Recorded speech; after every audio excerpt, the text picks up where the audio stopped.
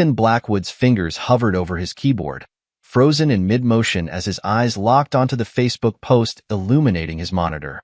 The image burned into his retinas. His wife Bella, radiant in a flowing summer dress, surrounded by strangers on a pristine Bahamian beach. But it wasn't the tropical backdrop that made his blood run cold. It was the massive diamond ring glinting on her left hand, different from the one he'd given her 7 years ago. The caption beneath the photo twisted like a knife in his gut. "So happy to be surrounded by family as we celebrate this new chapter. Rings sparkle. Family." The word echoed in his mind as he studied the faces in the photo. These must be the Crosses, the wealthy resort-owning clan he'd never heard of until now. And there, with his arm wrapped possessively around Bella's waist, stood a man who could only be Damien Cross. Young, handsome, with the kind of cocky smile that screamed old money and zero responsibilities. "Sir?" Sarah, his junior developer, knocked on his office door. "The client meeting starts in 5 minutes. Cancel it," Ethan said, his voice steady despite the rage building in his chest. "Cancel everything for the rest of the day." Sarah lingered in the doorway, concern etched on her face. "Is everything all right?" "No." Ethan's eyes never left the screen. "But it will be." As soon as Sarah left, Ethan opened his banking app. The joint account he shared with Bella showed a series of large withdrawals over the past month. $5,000 here, $7,000 there, culminating in a final withdrawal of $8,000 3 days ago. Nearly $20,000 in total, drained to fund her little romantic getaway. Ethan's fingers flew across the keyboard as he accessed their account settings. Within minutes, he'd revoked Bella's access and transferred the remaining balance to a new account in his name only. Next, he pulled up the title to Bella's beloved Audi, the car he'd gifted her on their 5th anniversary. He dialed the number for the nearest luxury car dealership. "This is Ethan Blackwood. I'm interested in selling a 2022 Audi RS5 Sportback. Yes, today. Cash offer." While the dealer ran the numbers, Ethan opened his contacts and scrolled to Kane, Marcus, attorney at law. The phone rang twice before a sharp voice answered. Marcus Kane speaking. "Marcus, it's Ethan Blackwood. I need your services. How soon can you meet?" "For you? I can clear my afternoon. What's the situation?" Ethan clicked through more photos on Bella's Facebook profile, pictures of her and Damien at fancy restaurants, on yachts, at private beach parties, all posted while she was supposedly on a work trip to meet with clients. "I need the most ruthless divorce attorney in the city," Ethan said. "And I'm looking at your number." Marcus chuckled darkly. "You've called the right person. My office, 2 o'clock? I'll be there." Ethan hung up and turned his attention back to the dealer on hold. They came back with a number, significantly less than the car's worth, but cash in hand today. "Done. I'll bring it over now." He grabbed his keys and laptop, then stopped by Sarah's desk. "I'm working remotely for the rest of the week. Forward any urgent matters to my cell." The drive to the dealership gave Ethan time to think. 7 years of marriage, dissolved by a Facebook post. He thought about all the late nights Bella had spent working on client projects, all the weekend trips to industry conferences. How many of those had been spent with Damien? The dealer was efficient, and within an hour, Ethan had a cashier's check in hand. His next stop was a locksmith. By the time he pulled into Marcus Kane's parking lot, new keys were sitting in his pocket. Marcus's office occupied the top floor of a downtown high-rise. The attorney stood as Ethan entered, extending a hand. He was in his 50s, with steel gray hair and the kind of smile that made witnesses crack on the stand. "What brings you to my office, Mr. Blackwood?" Ethan pulled out his phone and showed Marcus the Facebook post. The attorney's eyebrows rose as he took in the image and caption. "Well," Marcus said, settling back in his chair, "this is certainly blatant. Tell me everything." For the next hour, Ethan laid out the facts: the drained bank account, the pattern of deception, the evidence trail on social media. Marcus took notes, occasionally asking clarifying questions. "The car sale was smart," Marcus said when Ethan finished. "But we need to move faster. Your wife's actions, the bank withdrawals, the public announcement of engagement while still married, they give us leverage." But what?" Marcus leaned forward. "There's something else you should know. When you mentioned your wife's name, It rang a bell. I had my assistant do some digging while we talked. He pulled out a file. Isabella Martinez, her name before she married you. She's been here before? Ethan's jaw tightened. What do you mean? 3 years before she met you, she was engaged to a man named Richard Cooper. Wealthy tech investor, much older. The engagement ended when he caught her with another man and discovered she'd been siphoning money from their joint accounts. The revelation hit Ethan like a physical blow. Not because it surprised him. No, everything was becoming clearer now, but because he hadn't seen it sooner. She never mentioned any previous engagement, Ethan said. Of course not. Marcus closed the file. Mr. Cooper paid her a settlement to go away quietly. She used that money to reinvent herself. New city, new social circle. That's when she met you. Ethan stood and walked to the window, looking out over the city. Somewhere out there, Bella was probably lounging on a beach with Damien, laughing about how she'd fooled her boring, predictable husband. What's our next move? Ethan asked. Marcus smiled, the same smile that had preceded countless legal victories. First, we file for divorce immediately, citing adultery and financial fraud. The evidence is overwhelming. Then, we go after everything. The house, the assets, even her business contacts. She's been using your joint accounts to fund her freelance work, correct? Ethan nodded. Good. That means we can argue her client list was built using marital assets. We'll freeze her out completely. Marcus paused. But there's something else we could do. Something more comprehensive. Ethan turned from the window. I'm listening. The crosses aren't as clean as they appear. My firm has connections. We could look into their businesses, their tax records. If they want to take what's yours, we can return the favor. A cold smile spread across Ethan's face. Do it. I want them to regret the day they ever met Bella. It won't be cheap, Marcus warned. Money isn't an issue. I want them destroyed. All of them. Bella, Damien, the entire Cross family. Marcus nodded approvingly. Then let's get to work. I'll have the divorce papers ready by morning. In the meantime, he slid a business card across the desk. Call this number. It's a private investigator I trust. We'll need documentation of everything. Ethan pocketed the card and stood. One more thing. I want to know everything about Bella's past. Every skeleton, every secret. If she's done this before, there might be others. Consider it done. Marcus extended his hand again. Mr. Blackwood, I think this is the beginning of a very productive partnership. As Ethan drove home, his phone buzzed with a text from an unknown number. It was a photo, Bella and Damien kissing on a yacht, the sunset painting them in golden light. Below it, a message. Thought you should see this. L. Ethan didn't recognize the number, but he saved the photo. More evidence. More ammunition. At home, he changed the locks and security codes, then began removing traces of Bella from the house. Her clothes went into garbage bags, her art supplies into boxes. He found her passport in her desk drawer, an oversight that would complicate her return trip. That went into the safe, along with their marriage certificate and joint property documents. His phone buzzed again. An email from Marcus. Call me immediately. Found something interesting about the crosses. Ethan smiled as he dialed the number. The war was just beginning, and he intended to win. Chapter 2. The Unraveling. Marcus Kane's office felt different in the morning light. The attorney sat behind his massive desk, surrounded by stacks of documents and multiple computer screens displaying financial records. The crosses, Marcus began, turning one screen toward Ethan, are not what they seem. Their resort empire? Built on sand, literally and figuratively. Ethan leaned forward, studying the complex web of shell companies and offshore accounts displayed on the screen.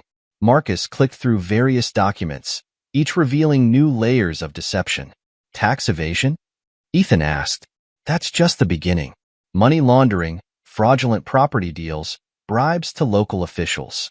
Victor Cross, Damien's father. He's made quite a few enemies over the years, but he's always managed to stay one step ahead of the authorities. Until now. Marcus smiled. Until now. We've already submitted anonymous tips to the IRS and FBI. But here's where it gets interesting. He pulled up another document. Damien Cross isn't just a spoiled rich kid. He's a liability. Multiple arrests, all buried by daddy's lawyers. DUIs, drug possession, assault charges. Send me everything, Ethan interrupted. I want to know every weak point, every vulnerability. Already done. Check your secure email. Marcus leaned back in his chair. But there's more. Remember how I said we found something about Bella's past? Ethan nodded. Well, my investigator did some digging. That settlement she got from Richard Cooper? She burned through it in months. Luxury cars, expensive trips, shopping sprees. Then she started dating a series of wealthy men, each relationship ending when they caught her cheating or discovered missing money. She's a professional, Ethan said, his voice cold. Exactly. And now she's latched onto the crosses. But here's what's interesting. Marcus pulled up a series of photos. These were taken 6 months ago, at the gallery opening where Bella claims she first met Damien. The photos showed Bella and Damien in intimate conversation, but it was the timestamps that caught Ethan's attention. This was 2 months before the opening. They'd been planning this for a while, Marcus confirmed. The gallery opening was just for show. Ethan's phone buzzed. Another message from the mysterious L contact. More photos of Bella and Damien, these from various dates over the past 6 months. Their affair hadn't just been going on longer than Ethan thought. It had been flagrant, conducted in public places where they were sure to be seen. Your anonymous photographer has been busy, Marcus observed. Who is L? Marcus smiled. That would be Lila Hart. Well, let's say she has a particular interest in exposing Bella's activities. Why? Because Bella stole Damien from her. They were dating until Bella came along. Lila's been documenting their affair ever since, waiting for the right moment to strike. Ethan saved the photos to his evidence file. Is she reliable? Lila? She's a snake. But right now, she's our snake. And she has access to the Cross family's inner circle. A plan began forming in Ethan's mind. Can you arrange a meeting? Already done. She'll be at the Blue Room tonight at 8. But Ethan, Marcus's expression turned serious. Be careful with her. Lila's helping us because it serves her interests. The moment that changes, I understand. Ethan stood. What's our next move with the crosses? Marcus handed him a thick folder. These are copies of all the evidence we've gathered on their financial dealings. Anonymous copies have already been sent to various regulatory agencies. But the real pressure point? He pulled up another document. Damien's trust fund. It's contingent on him maintaining a respectable public image. One major scandal, and Daddy can cut him off completely. And what would qualify as a major scandal? Oh, I don't know. Marcus's smile turned predatory. Perhaps a series of compromising photos? Evidence of drug use? Maybe some inappropriate interactions with underage girls at Daddy's resorts. Make it happen. That evening, Ethan sat in a corner booth at the Blue Room, watching the door.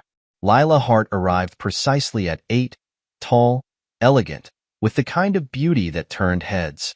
She slid into the booth without waiting for an invitation. Mr. Blackwood, she purred. I've been looking forward to meeting you. The photos you sent are just the beginning. Lila pulled out her phone. I have videos, text messages, hotel receipts. Your wife and Damien weren't exactly discreet. Why help me? Lila's perfect smile faltered slightly. Because Bella Martinez, or whatever she's calling herself these days, needs to learn that actions have consequences. She took something from me. Now I'm helping take everything from her. What do you want in return? Access to the evidence you're gathering on the crosses. I want to be there when they fall. She leaned forward. I can help you destroy them, Ethan. I know all their secrets, all their vulnerabilities. And I know things about Bella that would make your blood run cold. Ethan studied her for a moment. Tell me. For the next hour, Lila laid out a pattern of deception that went back years. Bella had perfected her technique. Find wealthy men, gain their trust, then bleed them dry. But the crosses were different. They were her biggest target yet. She's not just after Damien's money, Lila explained. She wants the whole empire. Victor Cross is dying, cancer, very hush-hush. When he goes, control of the resorts passes to his children. Damien's the youngest, the most easily manipulated. And Bella plans to take control through him, Ethan finished. Exactly. But she's made a mistake this time. She got sloppy, left evidence. Lila smiled. And now she's going to pay. Ethan's phone buzzed, an email from Marcus. The first anonymous tips about the Cross's financial dealings had hit their targets. The IRS was launching an investigation. It's starting, he told Lila. She raised her glass. To revenge. The next morning, Ethan received another call from Marcus. We need to talk, the lawyer said. There's something else you need to know about Bella's past. What now? Not over the phone. Come to my office. And Ethan? Brace yourself. This is bigger than we thought. As Ethan drove to Marcus's office, his phone lit up with notifications. The first wave of stories about the Cross family's financial irregularities had hit the media. Victor Cross's carefully constructed empire was beginning to crack. And somewhere in the Bahamas, Bella's perfect new life was about to crumble. Chapter 3. The Counterattack. The morning headlines screamed across every major news outlet. Cross family resorts under federal investigation. Accompanying photos showed IRS agents entering the company's headquarters, carrying boxes of documents. Ethan read the coverage with satisfaction from his home office, but his mind was on the bomb Marcus had dropped yesterday. Bella's past wasn't just checkered, it was criminal. Before reinventing herself, she'd been involved in a sophisticated identity theft ring, targeting wealthy men through dating apps and social clubs. She'd avoided prosecution by turning on her partners, but the records were sealed. It had taken all of Marcus's connections to uncover the truth. His phone buzzed, a text from Lila. Have you seen Bella's Instagram? He hadn't. Opening the app, he found his soon-to-be ex-wife's latest post, a defiant selfie with Damien, both of them lounging by an infinity pool. The caption read, "They can try to tear us down, but true love always wins. Two hearts #unbothered #living my best life." Ethan's laugh was hollow. The comments section was already filling with questions about the Cross family investigation, but Bella was deleting them as fast as they appeared. His phone rang. Marcus again. Turn on channel 7. Now. Ethan flipped on the TV. A reporter stood outside the Cross family's flagship resort, microphone in hand. Sources say the investigation extends beyond tax issues to allegations of money laundering and fraud. The Cross family has denied all wrongdoing, but their stock has already dropped 30% since the news broke. The camera cut to Damien storming out of the resort, shielding his face from photographers. Bella was nowhere to be seen. This is just the beginning, Marcus said over the phone. But we have a problem. Bella's filed a restraining order against you. Ethan sat up straighter. On what grounds? She's claiming emotional abuse and harassment. Says you've been stalking her, threatening her. She's even provided screenshots of threatening messages, obviously fake, but it'll take time to prove that. She's trying to control the narrative. Exactly. And she's got help. Remember her friend from the gallery scene? Lila Hart isn't the only socialite with a grudge. Meet Sophia Chun. Marcus sent a file to Ethan's phone. She's been spreading stories about you in your professional circles, claiming you have anger issues, that you've been unstable since the separation. Ethan opened the file. Sophia Chen.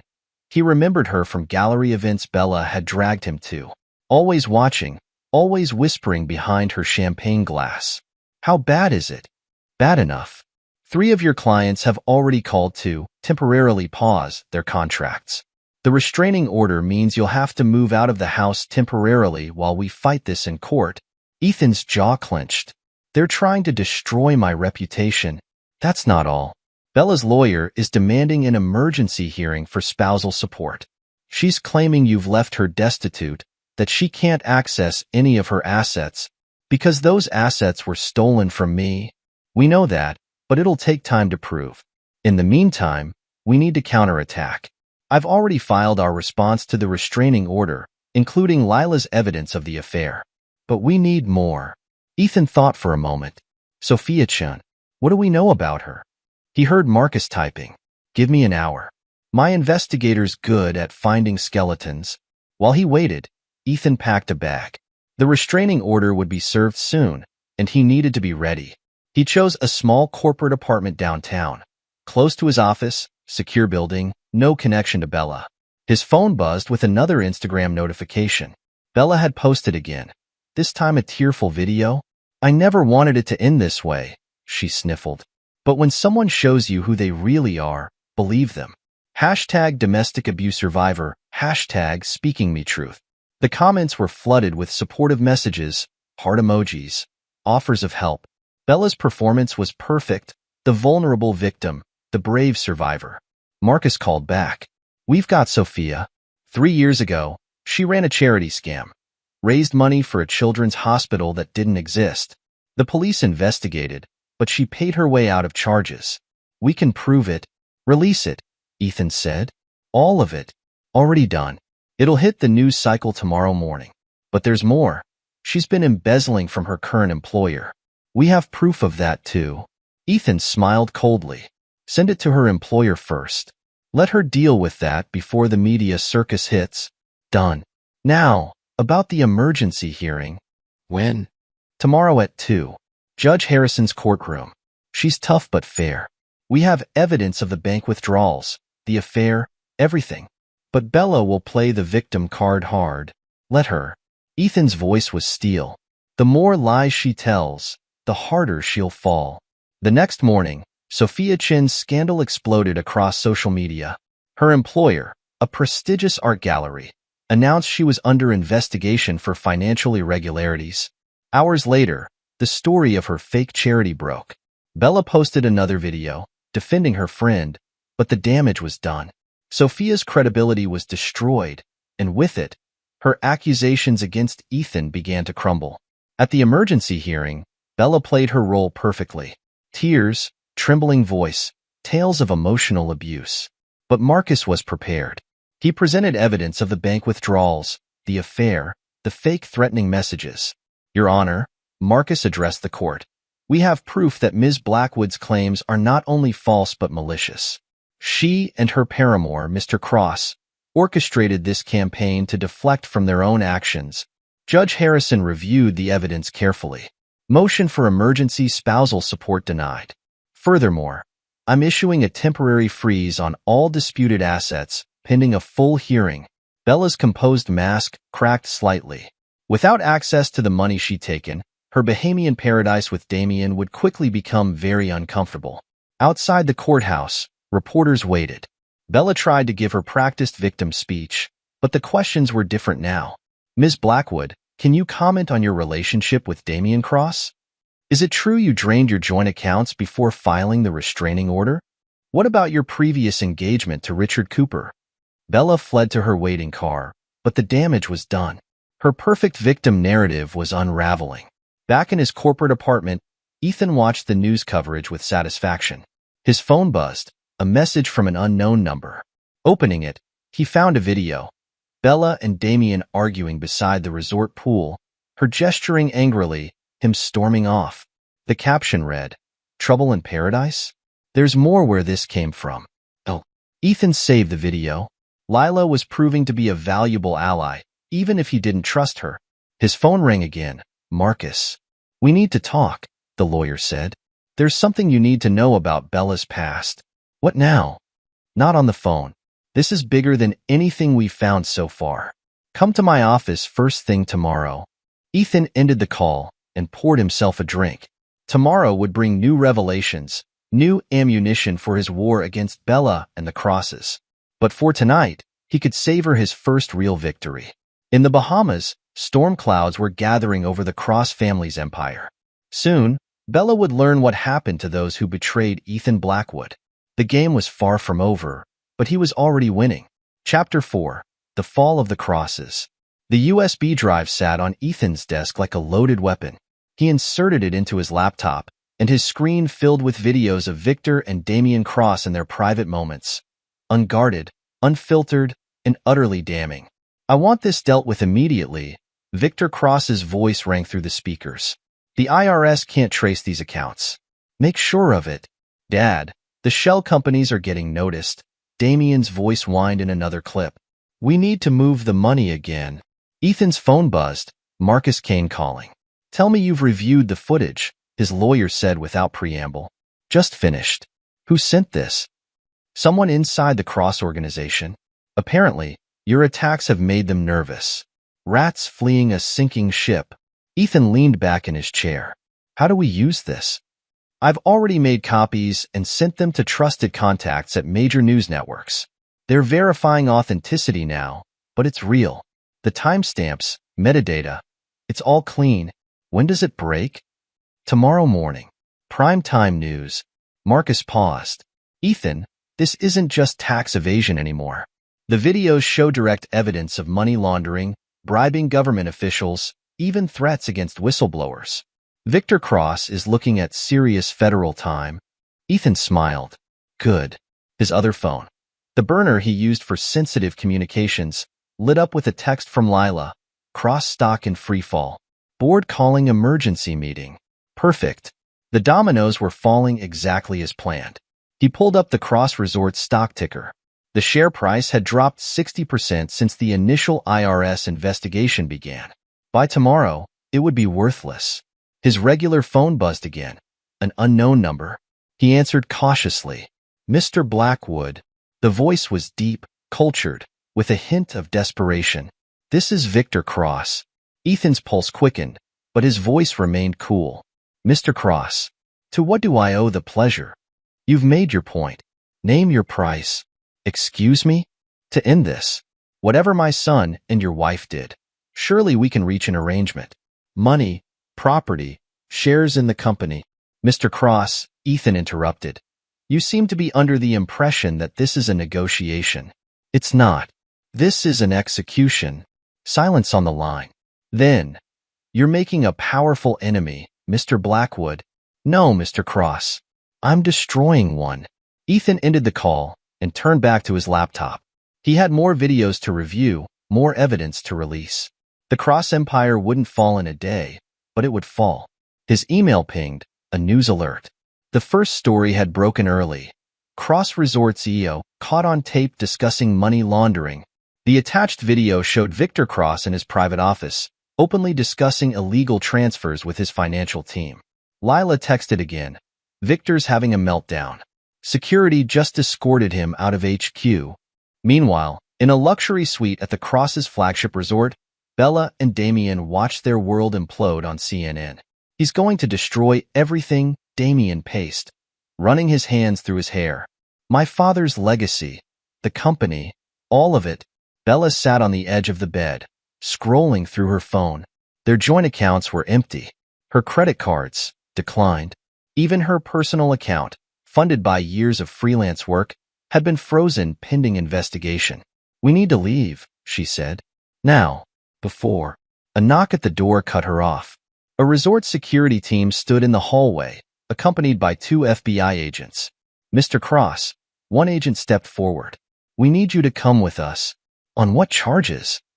Damien's voice cracked. Money laundering, tax evasion, and conspiracy to commit fraud.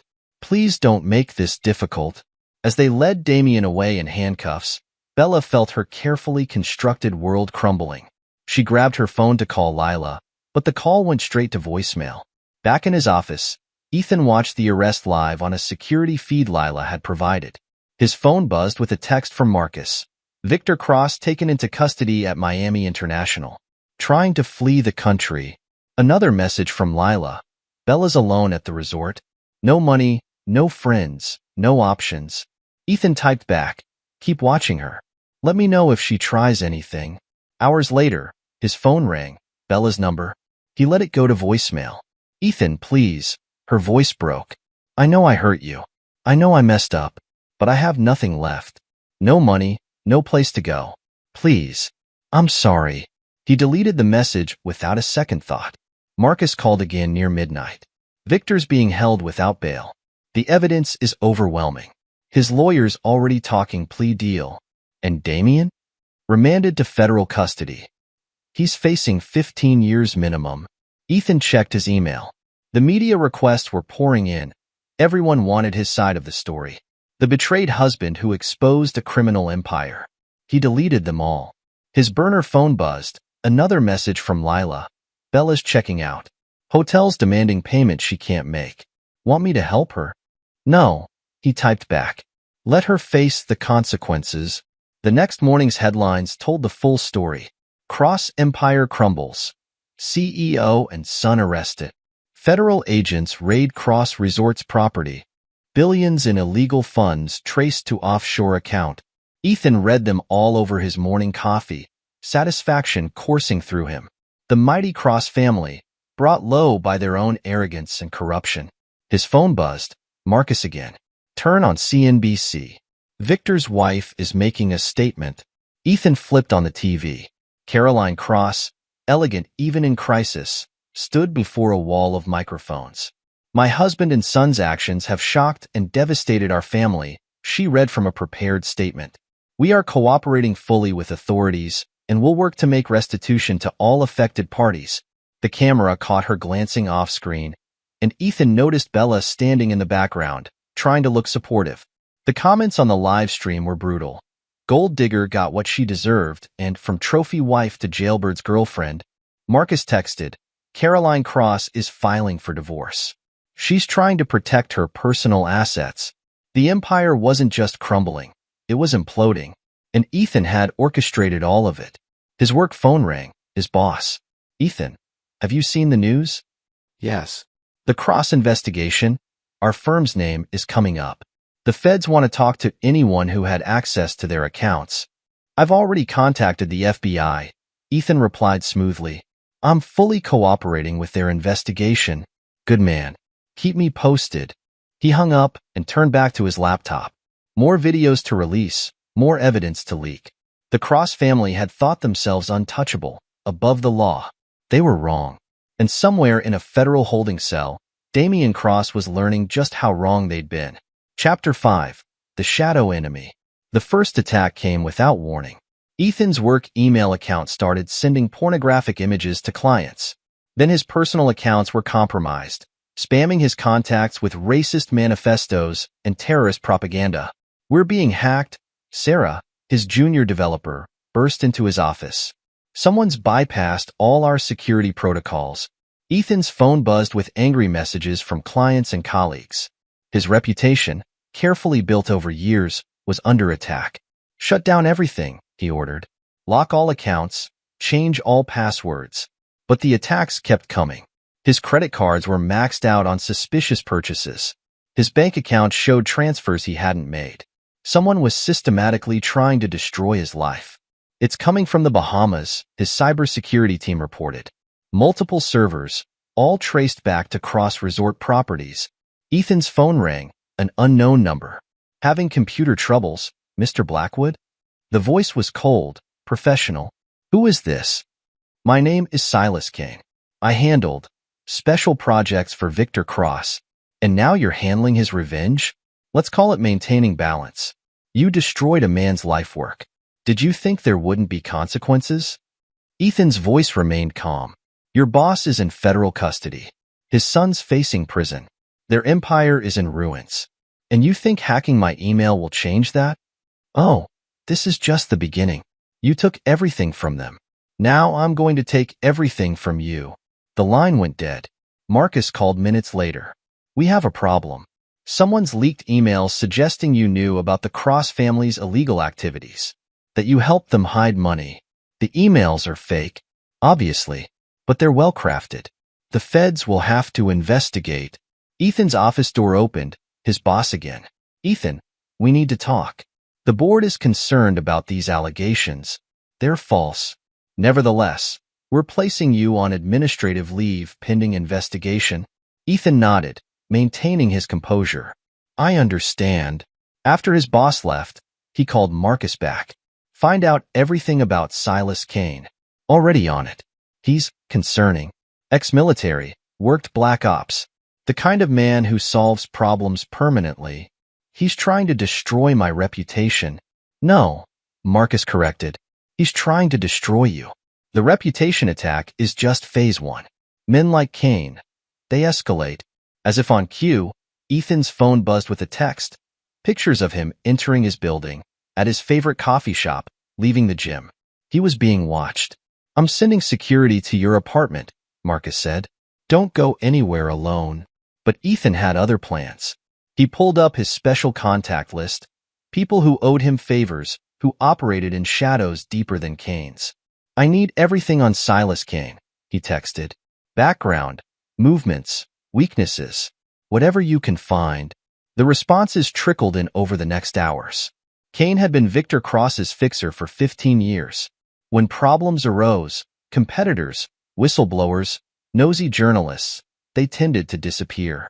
Ethan's burner phone buzzed. Lila. Kane's dangerous. He made 3 of Victor's enemies vanish last year alone. Can you get close to him? Already tried. He's too smart for that. But what? He has a weakness. A daughter in Miami. The only person he truly cares about. Ethan considered this. Send me everything you have on her. Ethan, Kane will kill you if he catches you using his daughter against him. Then I better not get caught. The next day, Kane escalated. Ethan's car brakes failed, fortunately at low speed. Then a gas leak was discovered in his apartment. Small accidents that could have been lethal. This is his pattern, Marcus warned. He makes deaths look like accidents. But Ethan had his own plan in motion. His contacts had located Kane's daughter, Alexandra, 19, student at University of Miami. More importantly, they'd found her connection to the Cross Empire. His phone buzzed, another unknown number. Sleep well, Mr. Blackwood? Actually, I've been looking into your daughter, Mr. Kane. Alexandra, isn't it? Interesting how she got into University of Miami. Those Cross family donations must have helped. Silence on the line. Tell me, Ethan continued, does she know her tuition was paid with laundered money? That her father's employer bought her admission? The feds would be very interested in that. You wouldn't dare. You're not the only one who can make lives unravel, Mr. Kane. The difference is, I'll do it legally. One anonymous tip about Alexandra's admission fraud, and her future disappears. Your choice. More silence then. What do you want? End this. Now. Or your daughter's academic career becomes part of the Cross investigation. You're bluffing.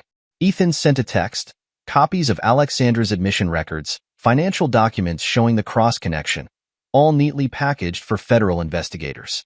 Still think I'm bluffing? A long pause. This isn't over, Blackwood. Yes, it is.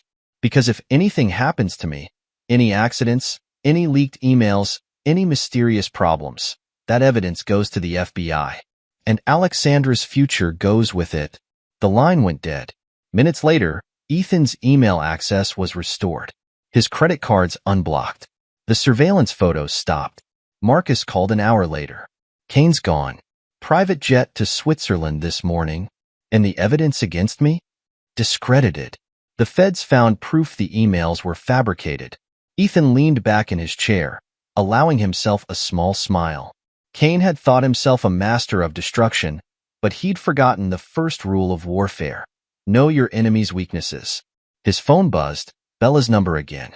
This time, he answered. Ethan. Her voice was small, broken. We need to talk. It's about Damien. He gave me something. Something you need to know about. Ethan's smile widened. The game wasn't over yet. Chapter 6. The Final Gambit. The cafe was empty except for Bella, sitting alone at a corner table. Gone were the designer clothes and perfect makeup. She looked small, diminished, like a star that had burned out. Ethan sat down across from her, saying nothing. Thank you for coming, she whispered, pulling a flash drive from her purse. Damien? He gave me this before they arrested him. Said it was insurance. Against what? You. He said if things went bad, I should use it. She pushed the drive across the table. There's evidence on here. Things that could hurt you. Ethan didn't touch the drive. And you're telling me this why? Because I want out. From all of it. Tears welled in her eyes. The crosses, the scandal, everything. I just want my life back. Your life?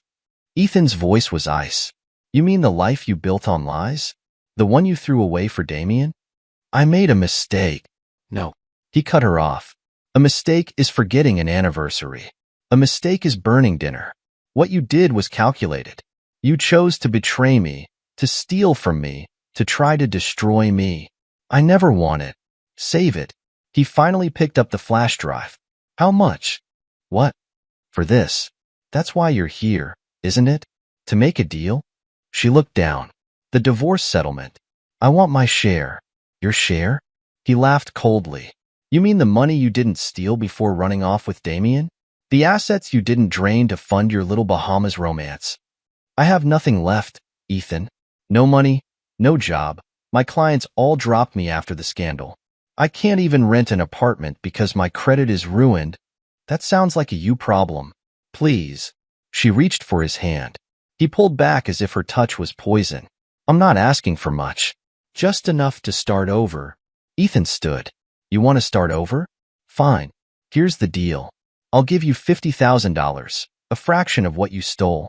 In exchange, you sign away all claims to our marital assets, agree to a non-disclosure agreement, and disappear from my life forever. 50,000? That's nothing. It's more than you deserve. He pulled out his phone, started recording. Do we have a deal? She stared at the flash drive in his hand, then nodded slowly. Say it. For the record. Yes. We have a deal. Good. He pocketed the phone and drive. My lawyer will draw up the papers. Once you sign, you'll get your money. Then we're done. Ethan, she called as he turned to leave. I really did love you. At first. He paused, not turning back. No, Bella. You loved what I could give you.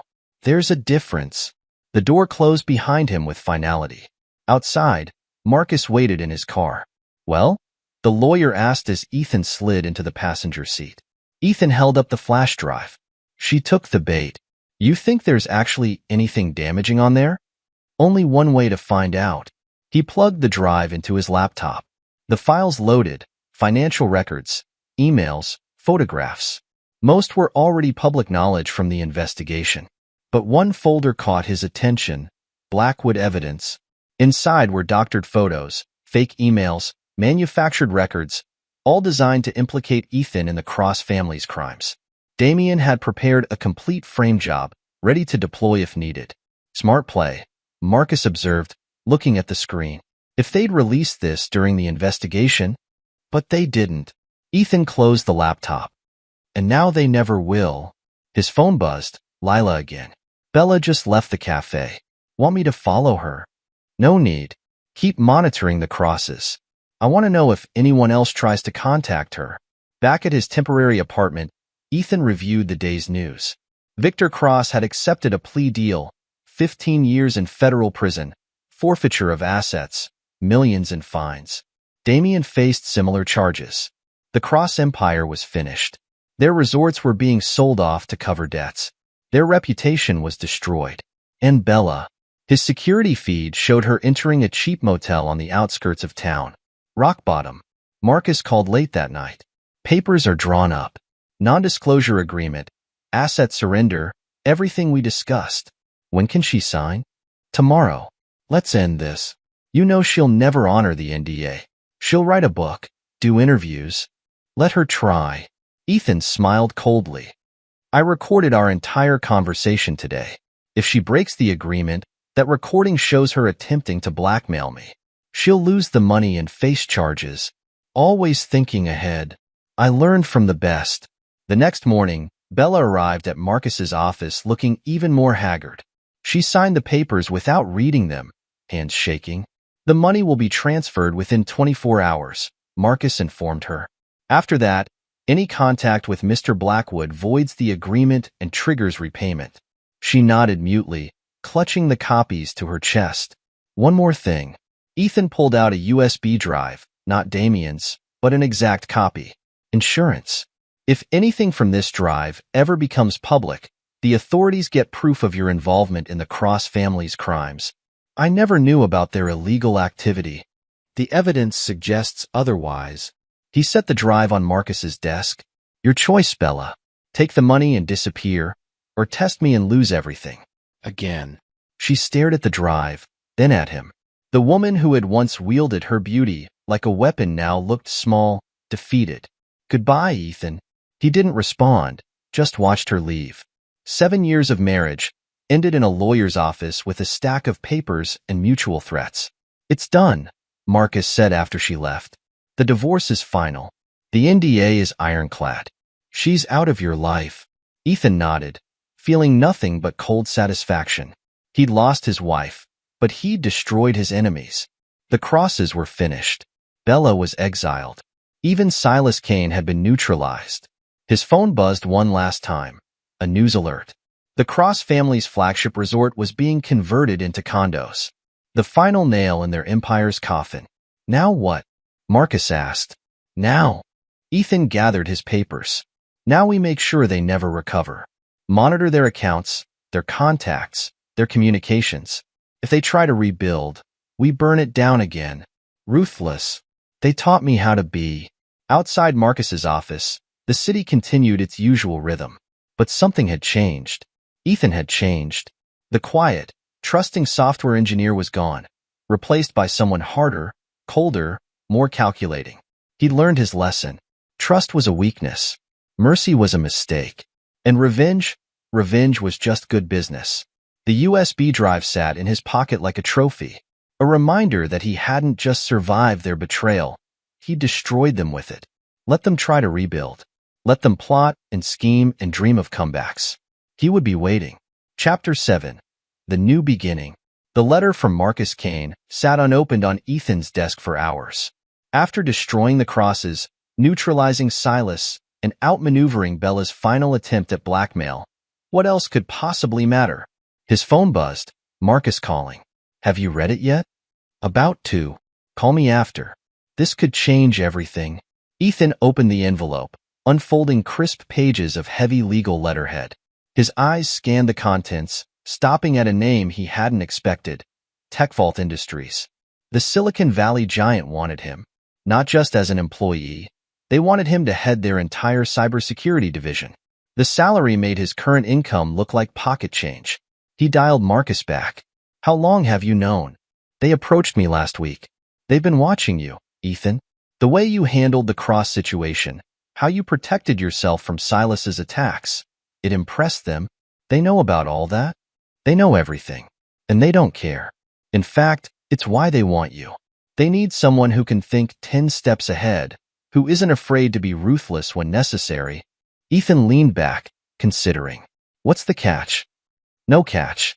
But there is one stop you need to make before you decide. Where? Federal Detention Center. Damien wants to see you. Ethan's jaw tightened. Why would I give him that satisfaction? Because he claims to have information about another threat. Something even you don't know about. The next morning, Ethan sat in a sterile visitation room, watching Damien Cross shuffle and wearing orange prison scrubs. The once flamboyant playboy looked broken, his designer stubble replaced by unkempt facial hair. Thank you for coming. Damien's voice was hoarse. I didn't think you would. Make it quick. I need to warn you. About Bella. Ethan stood to leave. We're done here. She's writing a book. Damien blurted. About everything. You, me, my family. She's twisting it all, making herself the victim, making you the villain. Ethan sat back down slowly. When? Publisher's already interested. She's been working on it for months, even before. Damien gestured at his prison uniform. She played us both, Ethan. She played everyone. What do you mean? The affair, the engagement. It was all planned. She approached me first, at that gallery. Said she knew about my family's businesses, knew we were vulnerable. She offered to help hide our transactions through her design company. Ethan's expression remained neutral, but his mind raced. Go on. She wanted the money, sure. But more than that, she wanted a story. Something she could sell. Rich family's downfall, abusive ex-husband, redemption narrative. She had it planned from the start. And you're telling me this now because? Damien leaned forward. Because she's going to destroy you next. The book is just the beginning. She's got emails, recordings, things she can take to the media. They'll eat it up. Successful tech executive exposed as manipulative monster. Let her try. You don't get it. She's good at this. Really good. The crying, the vulnerability. It's all an act. And people believe it because she makes them want to believe it. Ethan stood. Are we done? One more thing. Damien's eyes were desperate. She visited last week. Wanted me to corroborate her version of events for the book. When I refused, he pushed up his sleeve, revealing bruises. Let's just say she has friends who can reach anywhere. Even in here. Outside the prison, Ethan called Marcus. I need everything on Bella's recent activities. Bank records, phone logs, emails, everything already on it. She's been meeting with publishers, doing interviews with journalists, building her narrative. Shut it down. How? Use the non-disclosure agreement. Threaten legal action against any publisher who touches her story. That might not be enough. She's painting herself as a whistleblower, claiming the indie was coerced. Ethan smiled coldly. Then we give her a better offer. What did you have in mind? Set up a meeting. Just her and me. I want to hear her pitch this story myself. The cafe was upscale, the kind of place Bella used to love. She arrived in designer clothes, new designer clothes. Someone was already funding her next act. You look well, she said, sliding into the seat across from him. Skip the small talk. I know about the book. She didn't even flinch. Then you know why I'm doing it. For money. For justice. She leaned forward. You destroyed everything. My reputation, my career, my future. The book is my chance to tell the truth. Your version of it. The version people will believe. She pulled out a manuscript, slid it across the table. Read it. Then make me an offer. Ethan opened the document. The dedication page read, for all the women who found their voice after abuse. He closed it. How much? 2 million. Plus a public statement supporting my story. Or I go public with everything. The threats, the manipulation, the way you used the cross investigation to destroy me. Your new job offer? It disappears when this hits the press. Ethan sat back, studying her. The vulnerable act was gone. This was the real Bella, calculating, confident, dangerous. 3 days, he said finally.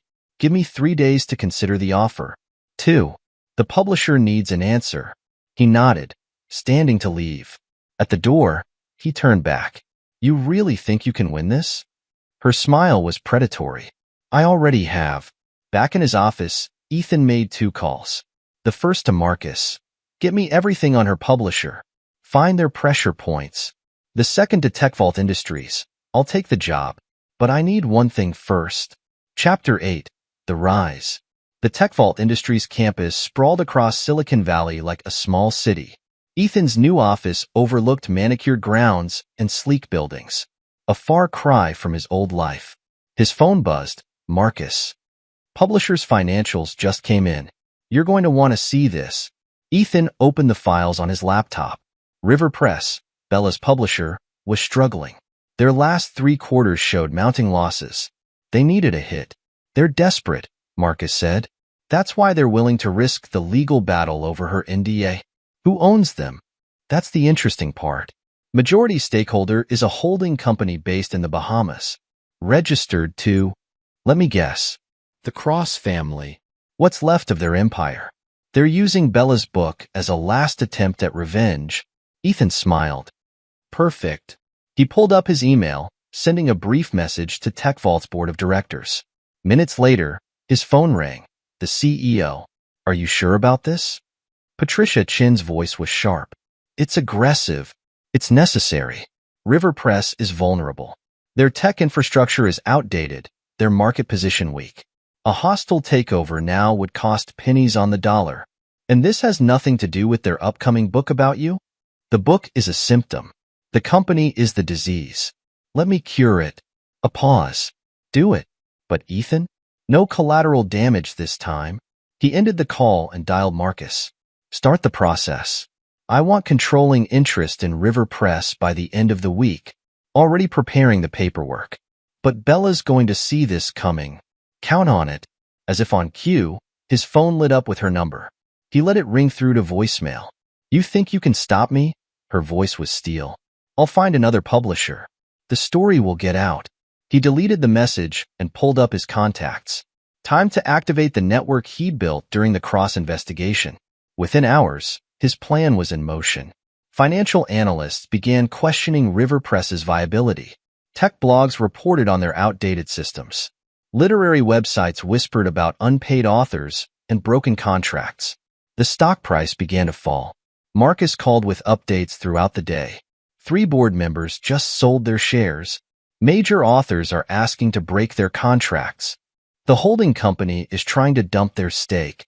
By evening, River Press was in free fall. That's when Ethan made his move.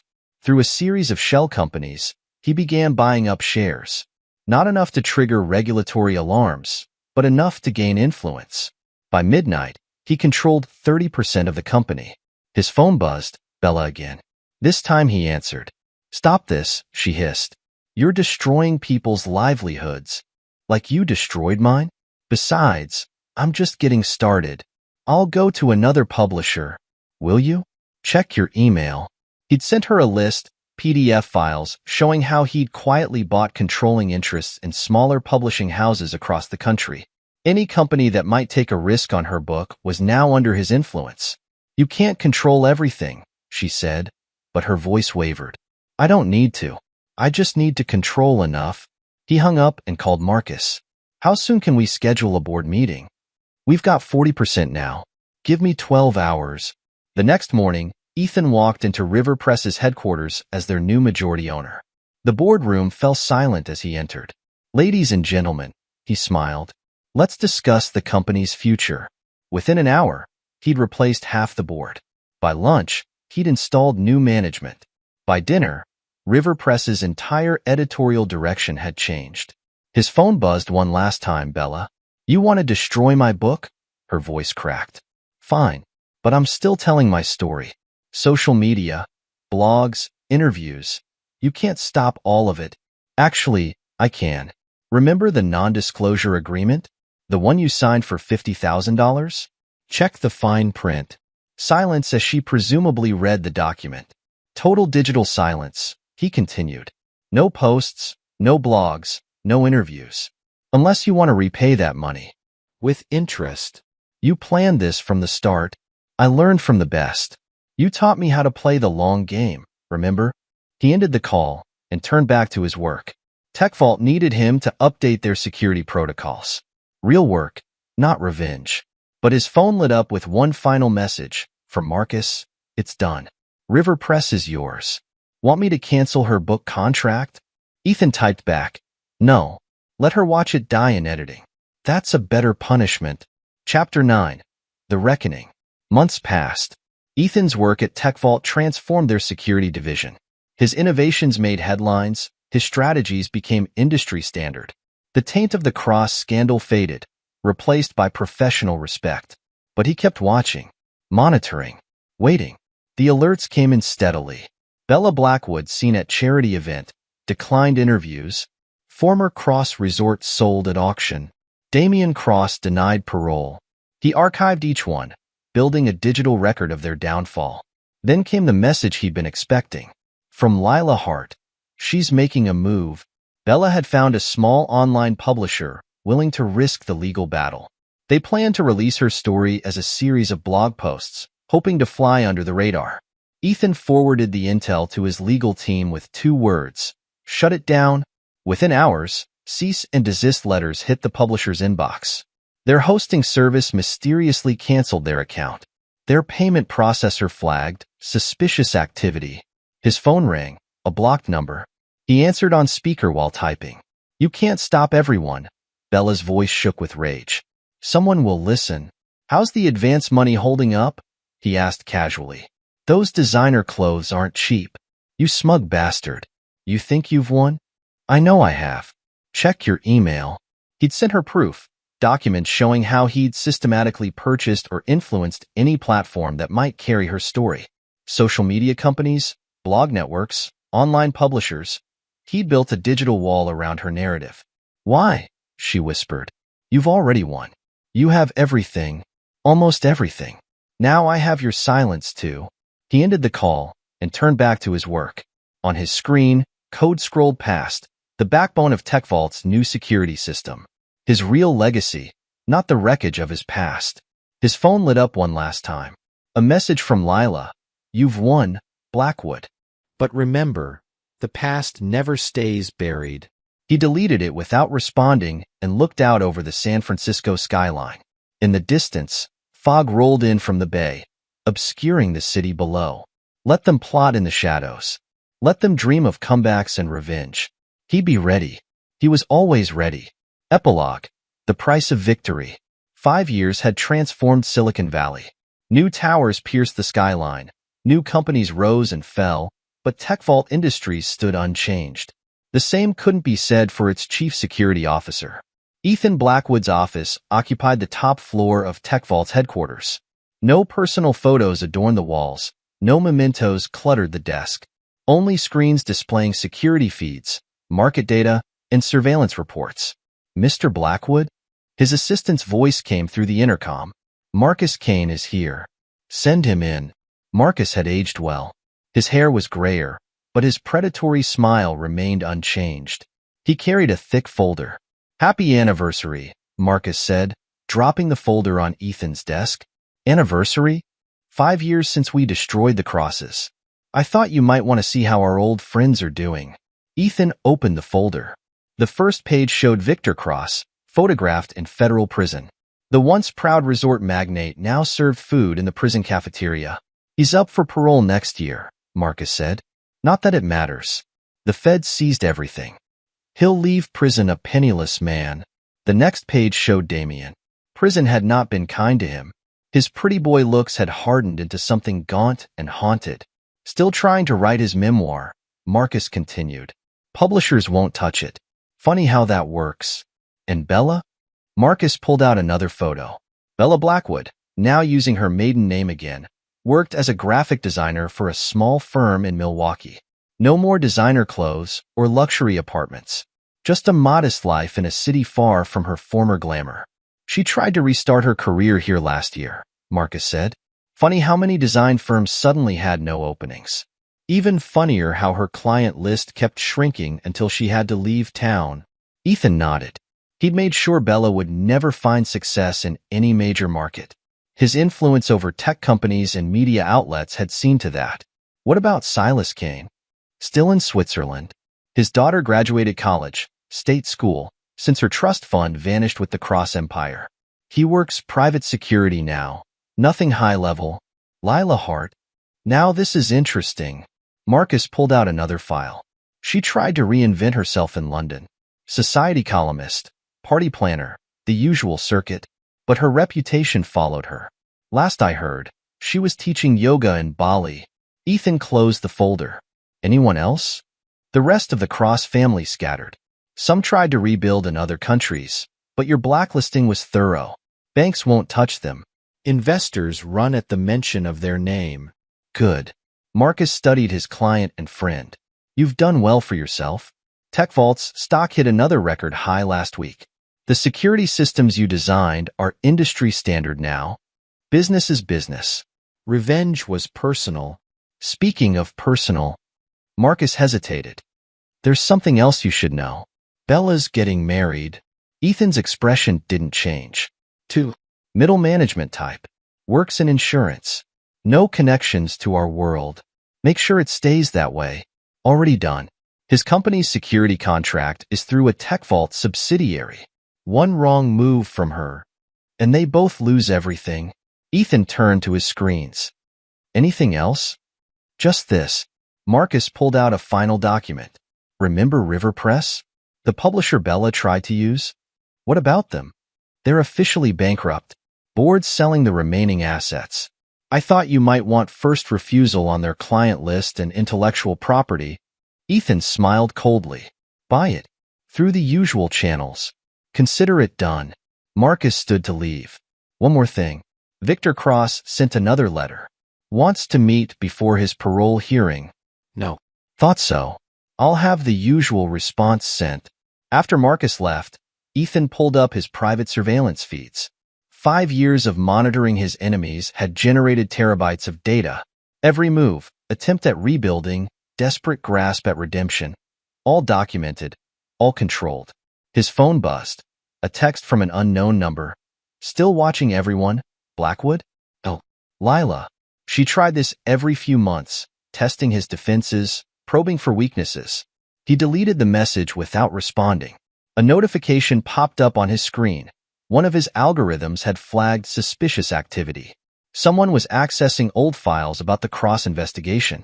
He traced the IP address to a coffee shop in Milwaukee. Bella, still searching for a way to tell her story. He typed a brief command, and her internet connection dropped.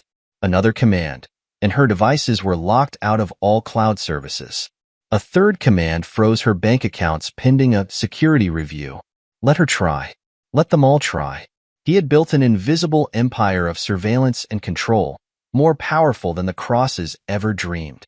His desk phone rang, the CEO's office. Ethan? Board meeting in 10 minutes. The Chinese deal. On my way. He stood, straightening his tie. The past was settled. The future belonged to him. In Milwaukee, Bella stared at her frozen screens. In Switzerland, Silas Kane deleted another job rejection. In federal prison, Victor Cross shuffled through the cafeteria line. In Bali, Lila Hart taught downward dog to board tourists. And in Silicon Valley, Ethan Blackwood built his digital fortress higher, stronger, more impenetrable. The betrayed husband had become something far more dangerous.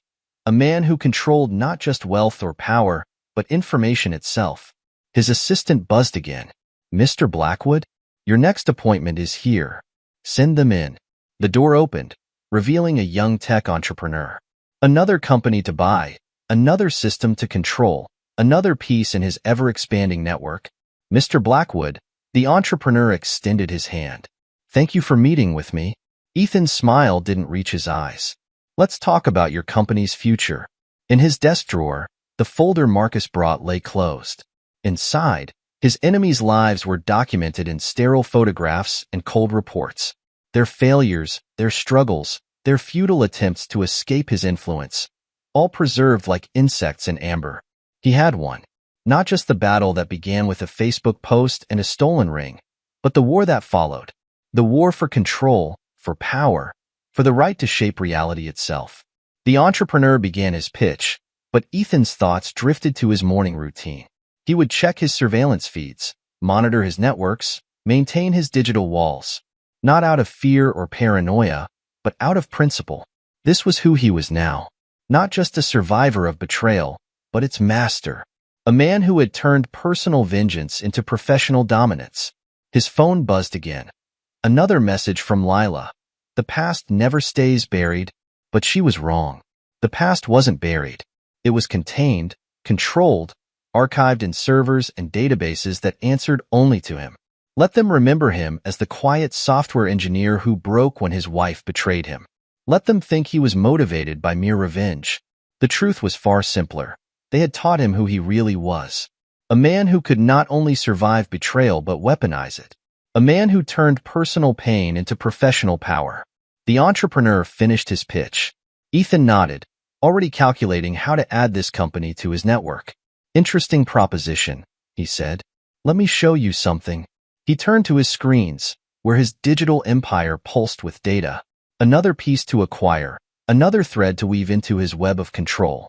The betrayed husband was gone. In his place sat a digital emperor, ruling an invisible kingdom built on the ruins of those who had wronged him. And somewhere in Milwaukee, Bella's screens remained frozen.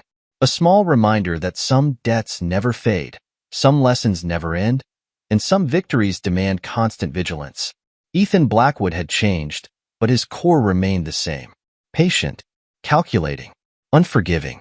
The master of a domain where betrayal was impossible because trust was obsolete, where power flowed not from wealth or force, but from the quiet hum of servers and the invisible threads of data. His revenge was complete, but his work would never end. That was the price of victory, eternal vigilance, constant control, perpetual power, and he wouldn't have it any other way. This is where our story comes to an end. Share your thoughts in the comments section. Thanks for your time. If you enjoy this story, please subscribe to this channel. Click on the video you see on the screen, and I will see you there.